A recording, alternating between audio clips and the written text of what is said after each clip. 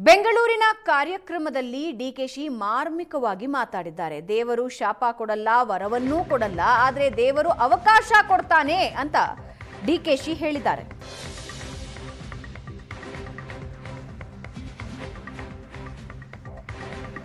ಎಲ್ಲ ಎಲೆಕ್ಷನ್ ನಡೆಸಬೇಕು ಅಂತ ತೀರ್ಮಾನ ಆಗಿದೆ. ಜಿಬಿಎ, ಜಿಲ್ಲಾ ಪಂಚಾಯತ್, ತಾಲೂಕ್ ಪಂಚಾಯತ್ ಚುನಾವಣೆ ನಡೆಸ್ತೀವಿ. 10 ದಿನದ ಒಳಗೆ ಎಲ್ಲ ಕ್ಷೇತ್ರಗಳಲ್ಲಿ ಧರಣಿ ಮಾಡಬೇಕು. ಕನಿಷ್ಠ 5-10 ಕಿಲೋಮೀಟರ್ ಪಾದಯಾತ್ರೆ ಮಾಡಬೇಕು. 5-6 ಕಡೆ ನಾನೇ ಬರ್ತೀನಿ, ಶಿಕಾರಿಪುರಕ್ಕೆ ನಾನೇ ಬರ್ತೀನಿ ಅಂತ ಬಿಜೆಪಿ ರಾಜ್ಯಾಧ್ಯಕ್ಷ ವಿಜಯೇಂದ್ರಗೆ ಡಿಕೆಶಿ ಎಚ್ಚರಿಕೆ ಕೊಟ್ಟಿದ್ದಾರೆ.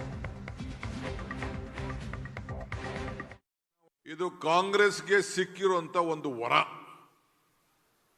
ನಾನು ಆಗಾಗ ಒಂದು ಮಾತು ಹೇಳ್ತೀನಲ್ಲ, ದೇವರು ಶಾಪನೂ ಕೊಡುದಿಲ್ಲ, ಇದನ್ನು ವರನೂ ಕೊಡುದಿಲ್ಲ, ಅವಕಾಶ ಮಾತ್ರ ಕೊಡ್ತೇನೆ ಅಂತ.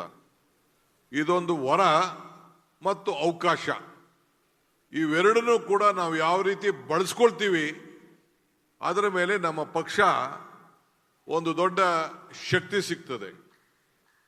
ಇದನ್ನ ನಾನು ನಿನಗೆ ಬಿಡಿಸಿ ನಿಮಗೆ ಈ ವಿಚಾರವನ್ನ ನಾನು ಗಮನವನ್ನ ಸೆಳೀತೇನೆ.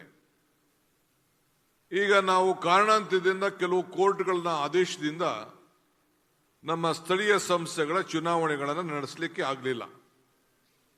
ಆದರೆ ನಾವು ಕ್ಯಾಬಿನೆಟ್ನಲ್ಲಿ ಮತ್ತು ಪಕ್ಷ ಎಲ್ಲ ಎಲೆಕ್ಷನ್ಗಳನ್ನ ಈ ನೆಕ್ಸ್ಟ್ 4-5 ತಿಂಗಳಲ್ಲಿ ಮುಗಿಸ್ಬೇಕು ಅಂತ ತೀರ್ಮಾನವನ್ನು ಮಾಡಿದ್ದೇವೆ. ನಿನ್ನೆ ಕಾರ್ಪೊರೇಷನ್ ಕೂಡ ಗ್ರೇಟರ್ ಬೆಂಗಳೂರು ಅಥಾರಿಟಿ ಮಾಡಿ 5 ಕಾರ್ಪೊರೇಷನ್ ಅಲ್ಲೂ ಕೂಡ ನೀವು ಎಲೆಕ್ಷನ್ ಟೈಮ್ ಲೈನ್ ಮಾಡಬೇಕು ಅಂತೇಳಿ 1 ತಿಂಗಳೊಳಗಡೆ ಇನ್ನೇನೇನು ಫೈನಲೈಸೇಷನ್ ಇದೆ ಎಲ್ಲ ಮಾಡಿ ಸಬ್ಮಿಟ್ ಮಾಡಿ ಅಂತ ಹೇಳಿದ್ದಾರೆ. ನಮ್ಮ election commission, state election commission ಅವ್ರಿಗೂ ಆದೇಶ ಕೊಟ್ಟಿದ್ದಾರೆ. ಅವರು ಕೂಡ ಜೂನು ಮೇ ಒಳಗಡೆ ಎಲೆಕ್ಷನ್ ಮಾಡಬೇಕು ಅಂತ ಡೆಡ್ಲೈನ್ ಕೊಟ್ಟಿದ್ದಾರೆ. ನಾವು ಯಾವ ಕಾರಣಕ್ಕೂ ಬದಲಾವಣೆ ಮಾಡೋಕೆ ಹೋಗುದಿಲ್ಲ. ಜಿಲ್ಲಾ ಈ ಕಾರ್ಯಕ್ರಮದಲ್ಲಿ ಎಸಿಸಿ ಕಾರ್ಯಕ್ರಮದಲ್ಲಿ ಯಾವ ತರದ ರಾಜಿ ಕೂಡ ಇಲ್ಲ. ಇದನ್ನು ಹೇಳಲಿಕ್ಕೆ ನಾನು ಬಯಸ್ತಾ ಇದ್ದೇನೆ. 5-6 ಕಡೆ ನಾನೇ ಬರ್ತೀನಿ. ಐ ವಿಲ್ ಓನ್ಲಿ ಶಿಕಾರಿಪುರಕ್ಕೆ ಕಂಪಲ್ಸರಿ ನಾನೇ ಬರ್ತೀನಿ. ನಾನೀಗಾಗಲೇ ಅವ್ರಿಗೆ ಹೇಳಿದ್ದೇನೆ, ಶಿಕಾರಿಪುರದಲ್ಲಿ ಫಸ್ಟ್ ನಾನೇ ಬರ್ತೀನಿ. ಪಾಪ ಅವ್ರೇನೋ ನಾನು ಆಹ್ವಾನ ಪಂಥ ನಾನೇ ದೊಡ್ಡ ಪ್ರತಿಭಟನೆ ಮಾಡ್ತೀನಿ ಅಂತ ಹೇಳ್ತಾ ಇದ್ದಾರೆ. ಅದಕ್ಕೆ ನಾನೇ ಆ ಶಿಕಾರಿಪುರಕ್ಕೆ 5 ಕಿಲೋಮೀಟರ್ ನಾನು ನಾಗರಾಜ್ ಗೌಡಂಗೆ ಹೇಳಿದ್ದೀನಿ. ನಾನೇ ಬಂದು ಆ ಪಾದಯಾತ್ರೆಯಲ್ಲಿ ನಾನೇ ಉದ್ಘಾಟನೆ ಮಾಡಿ ನಾನೇ 5-6 ಕಿಲೋಮೀಟರ್ ನಡೆಯುವಂತ ಹೇಳ್ತೀನಿ.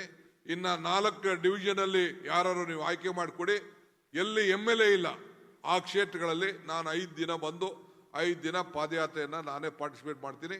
ಈ ಕಾರ್ಯಕ್ರಮ ಇನ್ನೊಂದು ಬಹಳ ಪ್ರಮುಖವಾದ್ದು SIR ಬರ್ತಾ ಇದೆ. ಈಗಾಗಲೇ ಅಧಿಕಾರಿಗಳು ಅವ್ರದೇ ಆದಂತ ಕೆಲಸ ಮಾಡ್ತಾ ಇದ್ದಾರೆ.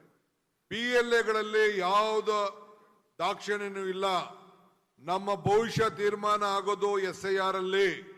ಆ ಕೆಲವು ವೋಟರ್ಸ್ನ ಒಂದ್ ಕಡೆ ಡಬಲ್ ಕಡೆ ಇರೋದನ್ನ ವಜಾ ಮಾಡಬೇಕು ಅಂತ ಇದ್ದಾರೆ. ಡಬಲ್ ಕಡೆ ಇರೋದು ಏನ್ ಬೇಕಾರಲ್ಲಿ ಆ ಕಾನೂನಲ್ಲಿ ಮತದಾರರ ರಕ್ಷಣೆ ಮಾಡುವಂತ ಕೆಲಸ ನೀವು ಮಾಡಬೇಕು.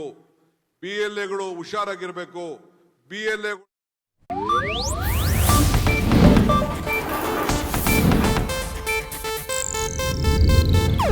ಇದು ಏಷ್ಯಾನೆಟ್ ನ್ಯೂಸ್ ನೆಟ್ವರ್ಕ್ ಪ್ರಸ್ತುತಿ.